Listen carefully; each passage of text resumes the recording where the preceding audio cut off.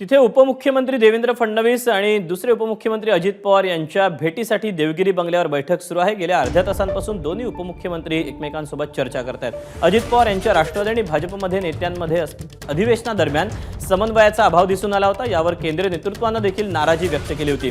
यातच विखे पाटील आणि अमोल मिटकरी यांच्यातला वाद देखील चव्हाट्यावर आलेला होता। याच पार्श्वभूमीवर आता या दोन्ही उपमुख्यमंत्र्यांमध्ये होत असलेल्या बैठकीला विशेष महत्त्व प्राप्त झालं आहे।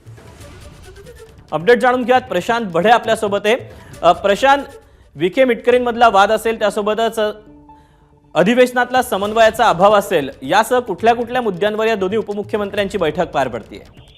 खरं तर अर्धा ते पाऊण तास आता उलटलेला आहे। देवेंद्र फडणवीस हे देवगिरीवर अजित पवार यांच्या भेटीला आलेले आहेत। साधारणतः ज्या पद्धतीने आता विषय सांगितलं होतं त्याच पद्धतीने कपिल यांच्या जे मिटकरी आहेत त्यांचा आणि विखे पाटलांचा वाद होता। त्याचबरोबर अधिवेशनाच्या दरम्यान काही असे घटना समोर आलेल्या होत्या ज्यामध्ये समन्वय या दोन्ही पक्षांमध्ये त्यांच्या मंत्र्यांमध्ये दिसून येत नव्हतं। याचबरोबर सगळ्यात महत्त्वाचं म्हणजे आता महायुतीची 2 दिवसानंतर बैठक दिल्लीमध्ये होणार आहे। तिथे होणाऱ्या चर्चा असतील, निधी वाटपांचे प्रश्न असतील, अशा सगळ्या वेगवेगळ्या विषयांवर फडणवीस यांची ही भेट अतिशय महत्त्वाची आहे। फडणवीसांच्या भेटीनंतरच लगेच या ठिकाणी राष्ट्रवादीच्या नेत्यांची देखील बैठक पार पडणार आहे। आता आपण बघितलं तर फडणवीस हे आता बाहेर पडतायत देवगिरी बंगल्यावरून आणि नेमका या त्यांच्या भेटीनंतर सगळ्यात महत्त्वाची बैठक जी आहे ती राष्ट्रवादीच्या नेत्यांची देखील या ठिकाणी पार पडणार आहे, ज्यामध्ये महामंडळाची चर्चा असेल आणि त्याचबरोबर ज्या विविध योजना आहेत राज्यामध्ये महायुती सरकारने राबवलेल्या त्यांची माहिती लोकांपर्यंत पोहोचवण्याचा प्रयत्न जो आहे तो करण्यासाठीच्या ज्या उपाययोजना आहेत त्याबद्दलची ही बैठक असणार आहे।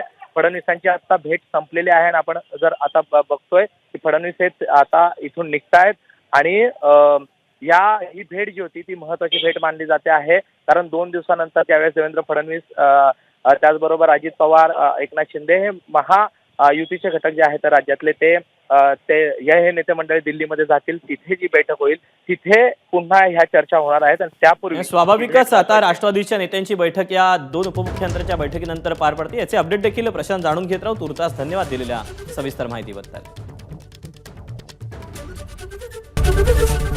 एबीपी माझा, उघडा डोळे बघा नीट।